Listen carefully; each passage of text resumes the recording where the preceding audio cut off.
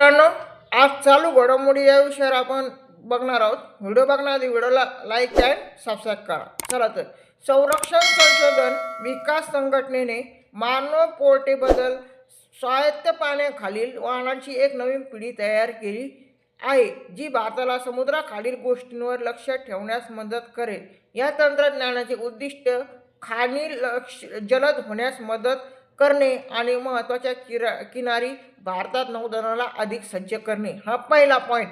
दुसरा पॉईंट, सर्वोच्च न्यायालयाने झारखंड सरकारला सारंडा अभयारण्यातील 31,468.25 हेक्टर जमीन 90 दिवसाच्या आत सारंडा वन्यजीव अभयारण्य म्हणून घोषित करण्याचे आदेश दिले आहेत.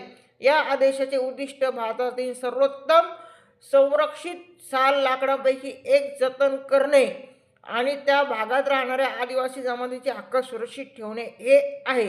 नंबर 3चा पॉईंट, जलशक्ती मंत्रालयाने JSJB कार्यक्रमाचा भाग म्हणून पहिले संच जन भागीदारी JSJB पुरस्कार जाहीर केले. तेलंगणाने 5 लाख जलसंधारण प्रकल्प बांधल्याबद्दल पुरस्कार जिंकले. हा प्रकल्प पंतप्रधानांच्या जलशक्तीसाठी जनशक्ती या कल्पनेशी जुळतो.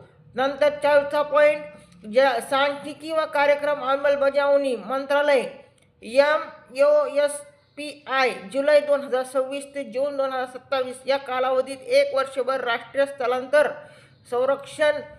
सर्वेक्षण करेल. गेल्या 20 वर्षांहून अधिक काळातील स्थलांतराची ही सर्वात मोठी तपासणी असेल. हे चालू घडामोडीवरील प्रश्न. धन्यवाद.